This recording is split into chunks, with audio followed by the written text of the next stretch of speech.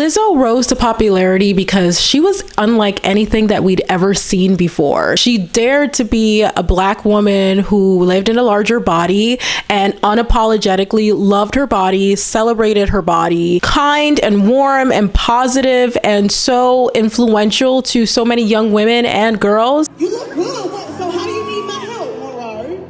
I get bullied on social media and they always tell me I'm not good enough because I like to dance and sing and I want to be like you. I love you.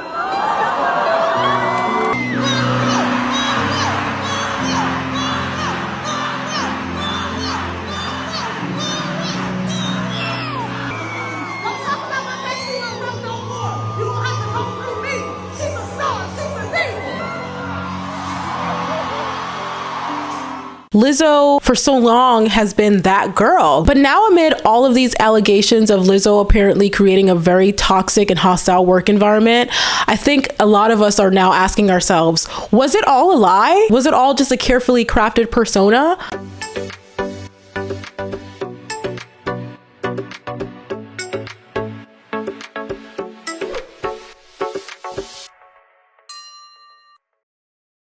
Hello everyone, if you're new here, welcome. If you've been here for a minute, I love you so much for coming back. It is with such a heavy heart that I sit here today and make this video. On this channel, I've talked extensively about stan culture and the worshiping of celebrities. But with these allegations that are coming out against Lizzo, it's really made me realize that I am not even immune to stan culture. I have been a fan of Lizzo for a number of years, and I've really just appreciated how she has really ushered in a new era of just pop superstardom, where she unapologetically loves her body, where she's unapologetically sexy, where she's unapologetically just living in her truth. When I was growing up, we did not have pop stars like Lizzo. Everybody was super thin, which is why Lizzo's brand to me was so galvanizing. Not only is she an extremely talented musician who is like a triple, quadruple threat, a singer, a twerker, a flute player. I mean, Lizzo's talents know no bounds. So, oh my God, did it break my heart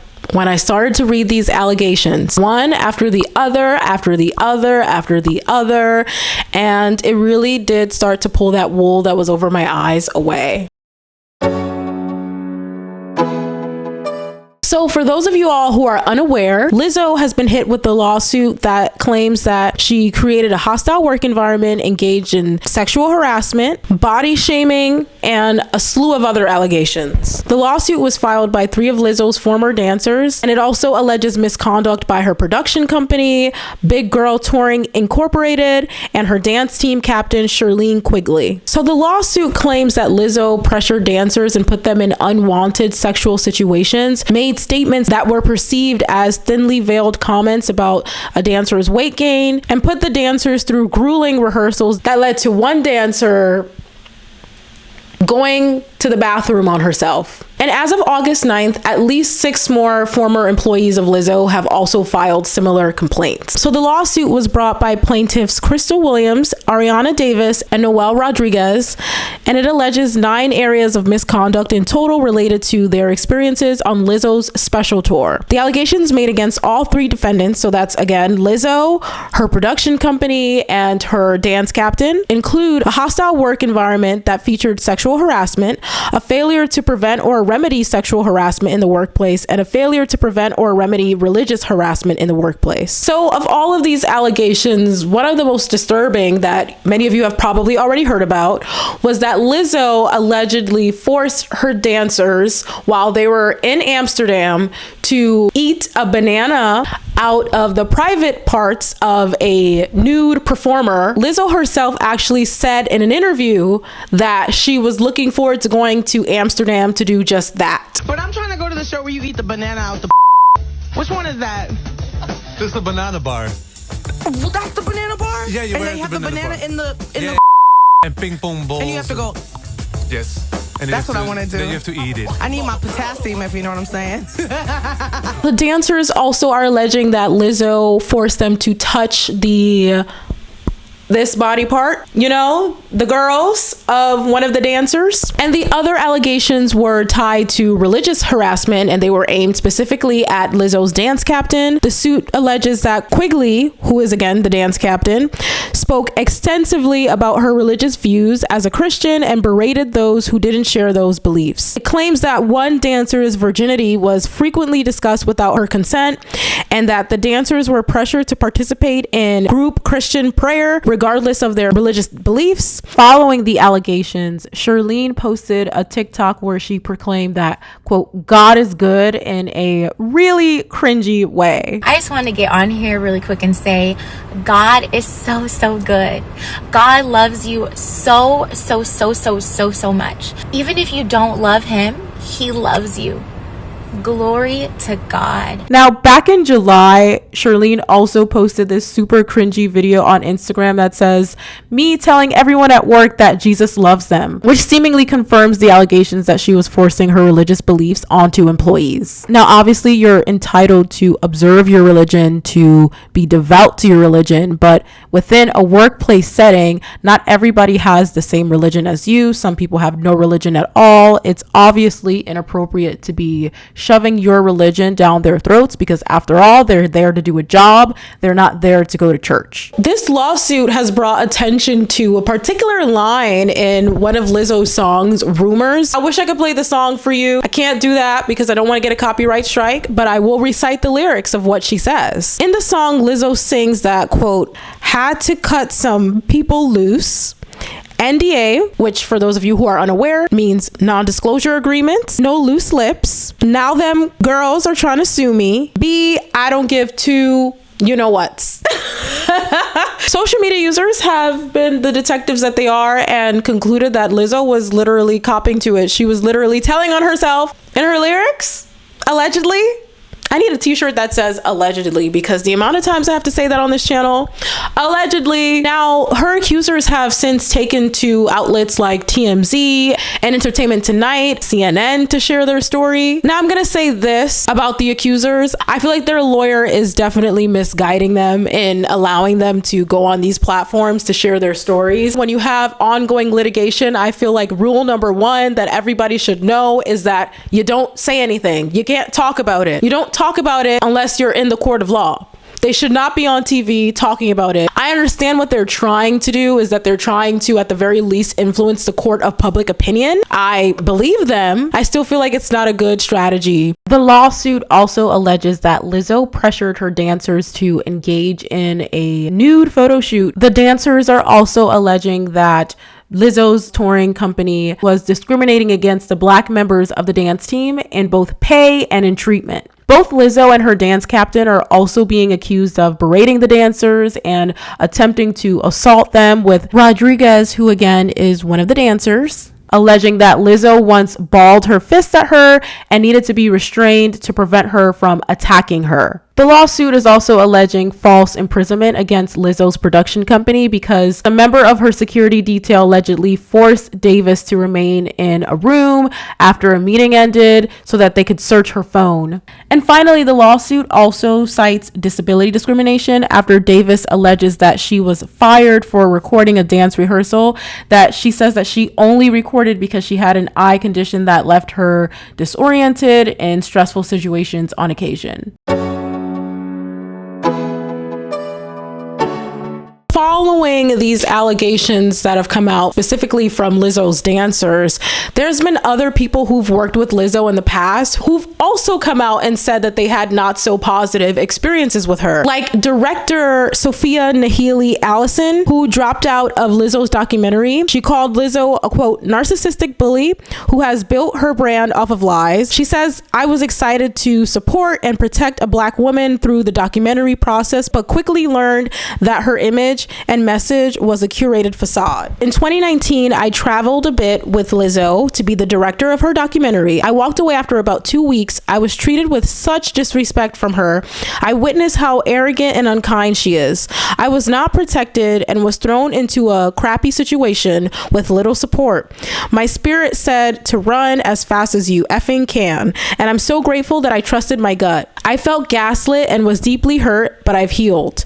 Reading these reports made made me realize how dangerous of a situation it was. This kind of abuse of power happens far too often. Much love and support to the dancers. Now, Allison later posted a second Instagram story where she elaborated on her claims, claiming that the singer creates, quote, an extremely toxic and hostile working environment and undermines the work, labor, and authority of Black and brown women in the process. And Lizzo's former creative director, Quinn Wilson, also shared support for the dancers and said that she too experienced a hostile work environment when she worked for Lizzo. She said in an Instagram story, quote, I haven't been a part of that world for around 3 years for a reason.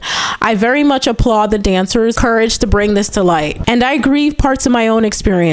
I'd appreciate space to understand my feelings. She went on to say, for clarification, I'm not a part of this lawsuit, but this was very much my experience in my time there. So to recap, we've got the 3 dancers that are included in the lawsuit. We have 6 additional people who worked for Lizzo who are also coming forward. We have Quinn. We also have Sophia, who also formerly worked with Lizzo. What really added insult to injury was Lizzo's boyfriend's ex-girlfriend coming out and saying that Lizzo, I don't like the word stole, because you can't steal a man, right? Because the man has to want to leave. The man who's in the relationship, the onus is on him. But the girl that he's cheating with is also pretty much an asshole too. I first met Lizzo late 2016, 2017-ish.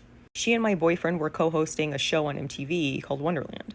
And no, she wasn't very nice. She wasn't very nice to me. I knew she didn't like me, but the people around her were nice. Like her sister seemed nice. And I kind of ignored it because I felt like, well, you know, she's already like in this celebrity scene or whatever. So she probably just feels like she has better things to do than talk to me. And I just noticed that, like, even when we were just out to eat or at the beach or something, she still wasn't very nice to me. And it wasn't like a production thing, like, oh, she's just really busy or whatever. She just didn't like me. She didn't say anything that was mean, but she was really like standoffish or like wouldn't talk to me. You know, like when I talked to her, it was kind of like, oh, okay, like get the fuck away from me. I don't want to talk to you. So yeah, I eventually found out that she and my boyfriend had something going on, ex-boyfriend. And that was that. I left the relationship. I mean, yeah, it was heartbreaking. I mean, I was with him for 10 years. I supported him through everything. And when he finally got a big break, he left me for Lizzo. It was really hard for my mental health. I went through a really difficult period of time trying to be okay with this, because it wasn't just like, oh, I broke up with my boyfriend. It was like, oh, I broke up with my boyfriend and he left me for a person who wasn't very nice to me and turned out to be, like, after the fact, after we broke up, she became a Grammy award-winning celebrity and everybody in the world loves her, and her message is like love and light and positivity, after knowing how she treated me. But I didn't want to say anything because it made me sound like a whiny little baby or something.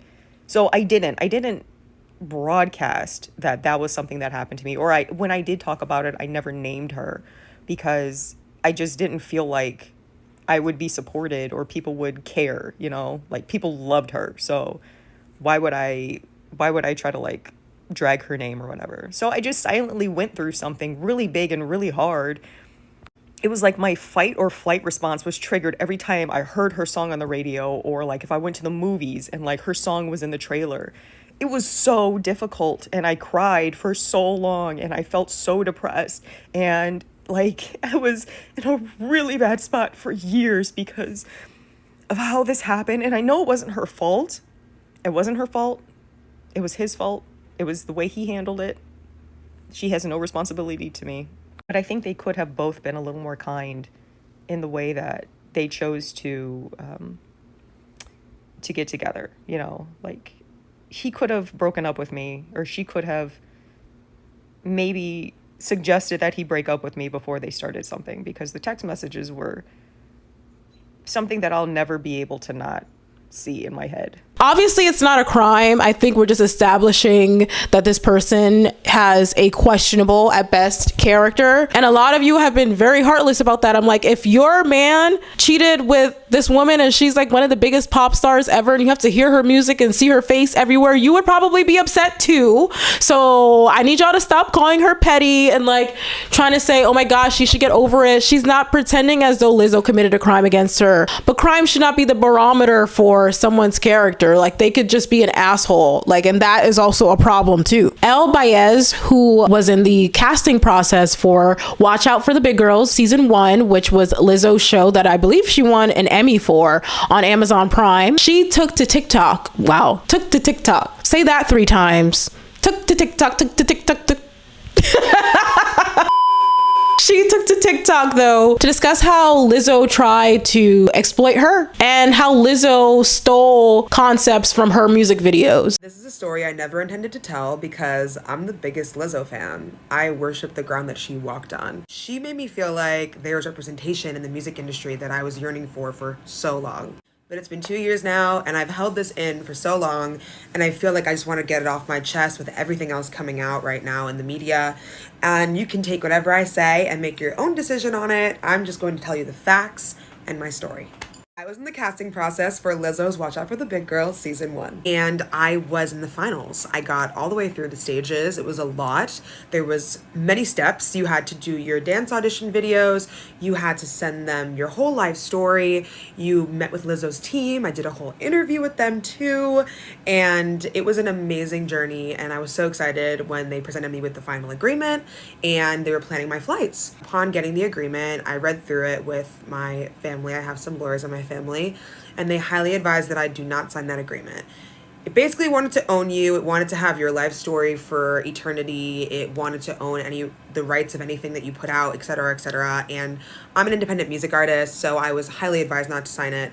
We did end up giving them some red lines, and unfortunately, they gave me a call and told me that all the other girls were signing this agreement and they could not give me special treatment by applying my red lines, and that they wouldn't be able to move forward with me. So it was a really, really hard call for me. I was on the floor sobbing. I thought that that was like my big break, and I just ruined it by not signing that agreement. During the process of when I sent everything over to the audition team and Lizzo's team, I sent 2 of my music videos. One's called Better With You, and one is for my song called Paint Me. And they're both original works of mine. Now, the rest of the TikTok contains copyright music, so I'm just going to do a voiceover to tell you all what she's saying. So Elle says that in her Better With You music video that she released in 2021, she is in a classroom that turns into a disco and surrounded by a disco ball and all, and it's 1970s theme.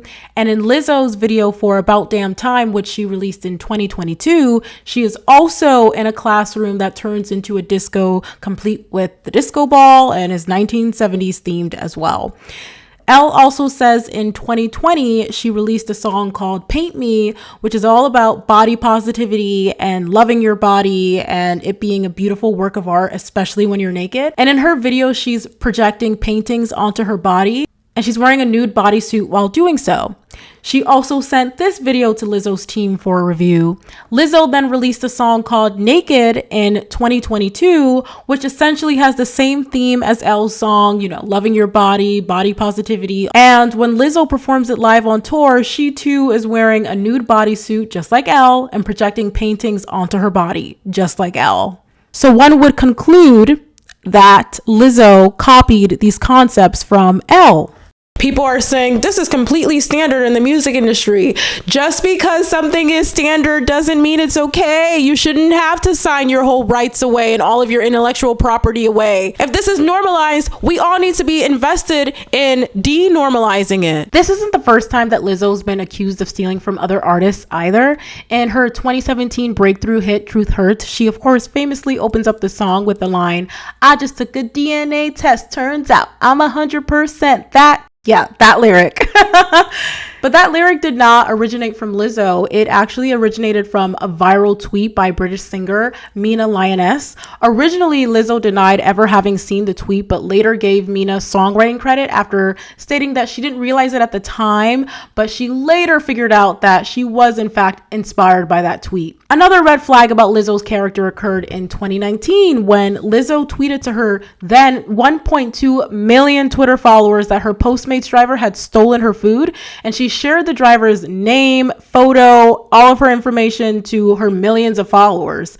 And the woman was then doxxed or harassed online. And she stated at the time that she feared for her life, didn't want to go outside. She also said that she actually did wait for Lizzo with her food in her hotel lobby for 10 minutes, which is a maximum amount of time that the delivery drivers are supposed to wait. But Lizzo never showed up.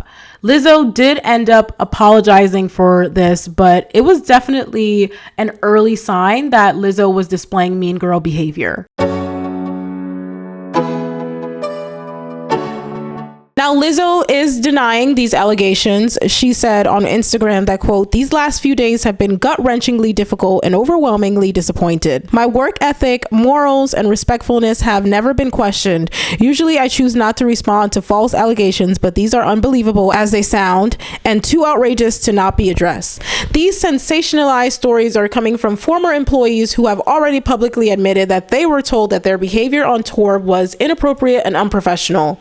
As an artist, I have always been very passionate about what I do. I take my music and my performances seriously because at the end of the day, I only want to put out the best art that represents me and my fans. With passion comes hard work and high standards. Sometimes I have to make hard decisions, but it's never my intention to make anyone feel uncomfortable or like they aren't valued as an important part of the team." She continued by saying, "I'm not here to be looked at as a victim, but I also know that I'm not the villain that people in the media have portrayed me to be. I'm very open with my sexuality and expressing myself, but I cannot accept or allow people to use that openness to make me out to be something that I'm not. There is nothing I take more seriously than the respect we deserve as women in the world. I know what it feels like to be body shamed on a daily basis, and I would never criticize or terminate anyone because of their weight.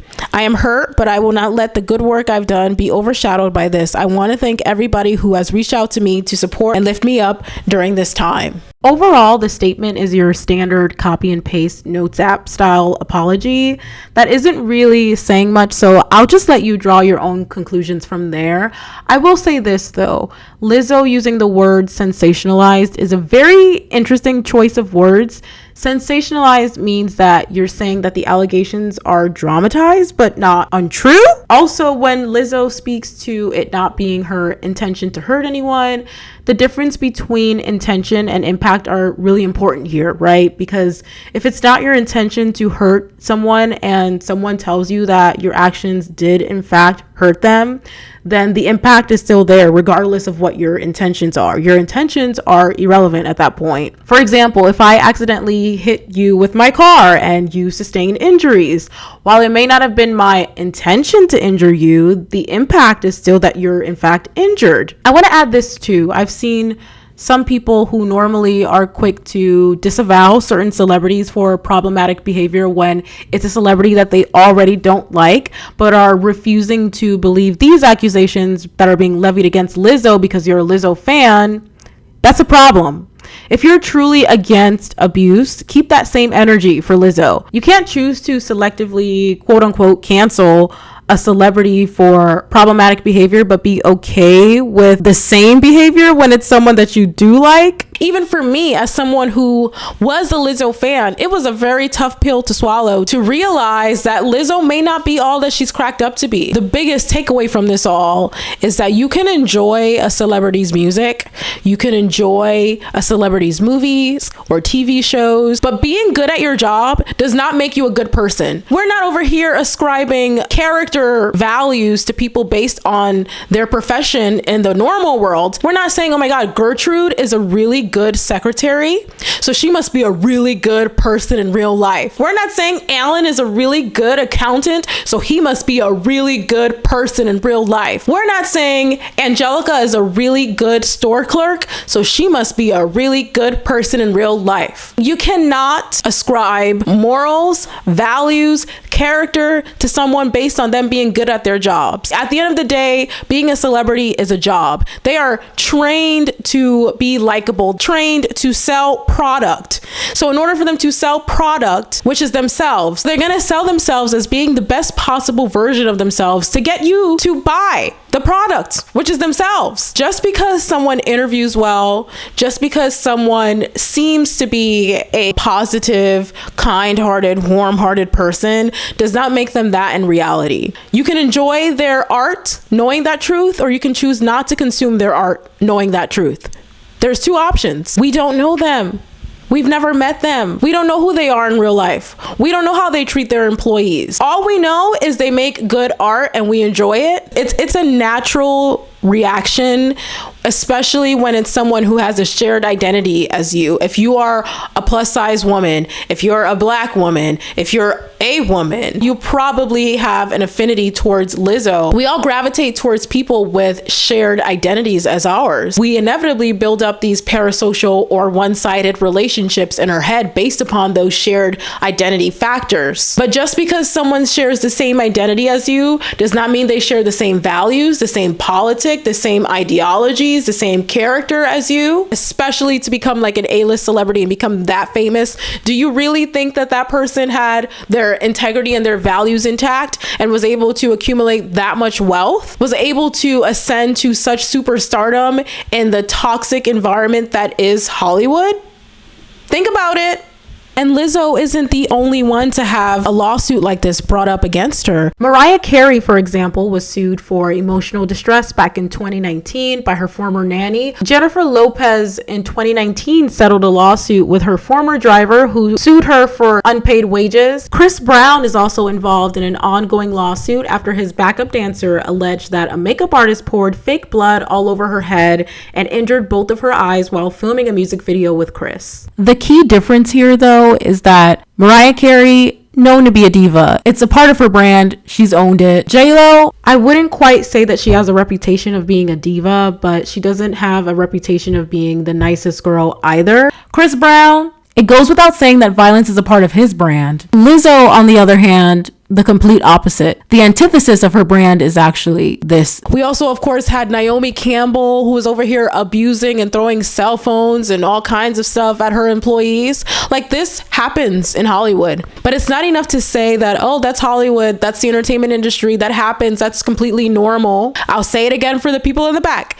Just because something is normalized does not make it okay. When people say things like, they signed up for this, this is what happens, this is normal. There's a lot of things that are normalized in this society. There's a lot of forms of bigotry and discrimination that are normalized. It does not make it okay. It does not mean that people should come to expect that they can't go to work every day without having to deal with these kinds of things. People should be allowed to pursue careers in all kinds of industries. I want to add this too. When people say things like, why didn't you just quit? They could have just easily gotten a new job. People have bills to pay.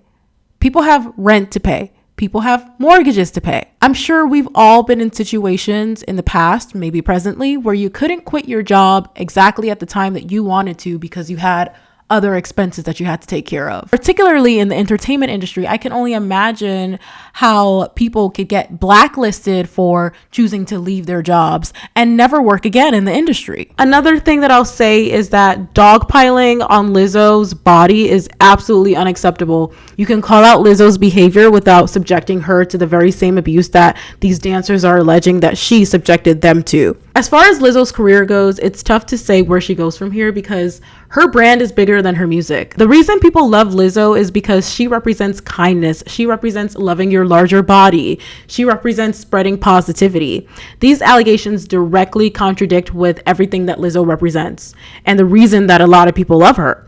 And Lizzo has a lot working against her being a fat black woman. People already hate her for simply existing. And these allegations really damage the carefully crafted image that Lizzo has worked so hard to project. That being said, Lizzo is still a celebrity with a ton of influence, and I know she has plenty of stans that will continue to worship her.